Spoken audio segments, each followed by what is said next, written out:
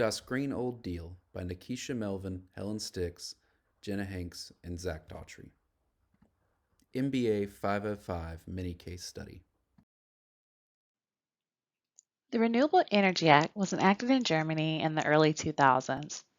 This act was created to kickstart the transition away from fossil fuels or nuclear power and instead develop a market for renewable energy. There was a growing interest in Germany to address climate change and to actively take steps towards creating more efficient energy sources. The key concept of this act was for the feed-in tariff to provide an incentive to increase the production of renewable energy.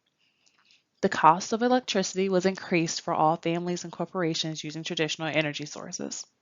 The government then used this surcharge to provide a guaranteed price for a set amount of years back to homeowners who were willing and able to generate their own power and to sell it back to the power grid. In order to generate their own power, homeowners would need to install solar panels, wind turbines, or some green energy generator. At the time, these installs could cost the equivalent of $80,000 in today's currency. Families with the ability to pay the initial costs would eventually be able to recoup the costs and benefit from the income produced from the renewable energy. Families not able to convert to renewable energy were faced with increasing electricity costs. According to Reuters, renewable energy accounted for over 40% of the electricity produced in Germany for 2018. Since the Renewable Energy Act was implemented, this marked the first year where green energy was the primary source of energy for Germany. NaKeshia, thank you for that overview. Now let's get into some economics. At the heart of the issue in Germany, which created the need for the feed-in tariff, is market efficiency, or in this particular case, market inefficiency. See, given the pollution created in the process of generating electricity, Germany's electricity market was experiencing market failure. The short and long-term societal costs associated with pollution are essentially unknown to the electricity market and cause market failure.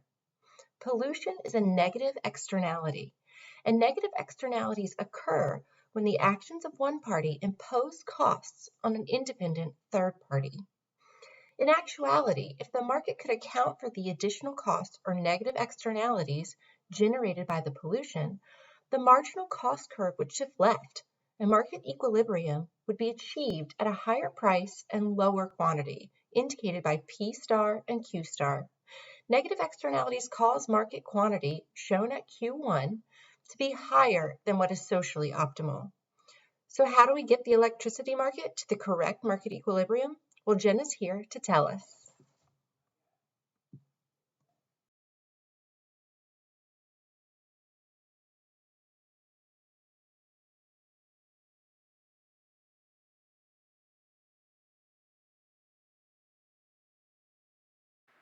Tax, tariff, and deadweight loss. The feed-in tariff taxes consumers who use electricity in the conventional way. The feed-in tariff acts as a subsidy to encourage consumers to invest in solar energy. With the feed-in tariff, everyone is charged for using electricity. The government pays a premium for electricity that is produced by solar panels. The people with the personal solar panels make money, while the people without the personal solar panels are charged more for electricity use and may be forced to cut back. The extra charge for traditional electricity use is how the people with solar panels are able to make more money. The deadweight loss is consumers who are not willing to pay or cannot afford to pay higher costs for traditional electricity. This could be renters or Germans with little to no disposable income. This would be Sunday and Dolores. So here we have our supply and demand curve and our equilibrium at P and Q star. So here you can see the consumer surplus and producer surplus, and the consumers are winning in the traditional electricity market. And when you add in the tariff, the supply curve shifts upward, and we get a new equilibrium at P2 and Q2. With the upward shift in the supply curve, consumers are now only going to have block A. Consumers are going to lose blocks B and C to producer surplus, and they're going to lose block D to deadweight loss. Producers are going to gain blocks B and C to add to E and F to make their total surplus blocks B, C, E, and F, while they are going to lose block G to deadweight loss.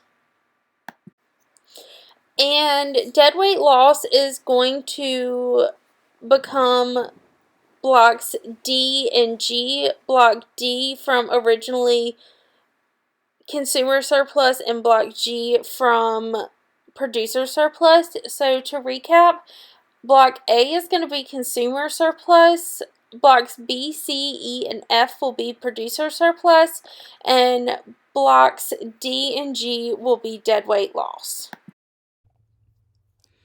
Since the implementation of the feed-in tariffs in the early 2000s, Germany's market share for renewable energy in the energy sector grew from 7% to 35% over the 20-year span.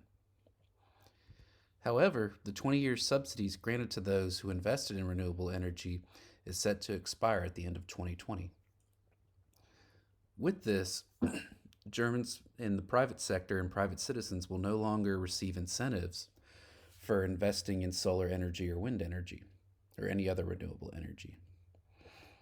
And in 2020, Germany announced that they will not be able to phase out coal as quickly as it promised with its 2020 greenhouse gas reductions. As of right now, coal in the form of hard coal and lignite is still 35% of Germany's energy sector. If Germany wants to increase its solar and wind output or energy output, it will need to invest 3.8 trillion, which is almost 7 times more than what they projected to invest between 2000 and 2025.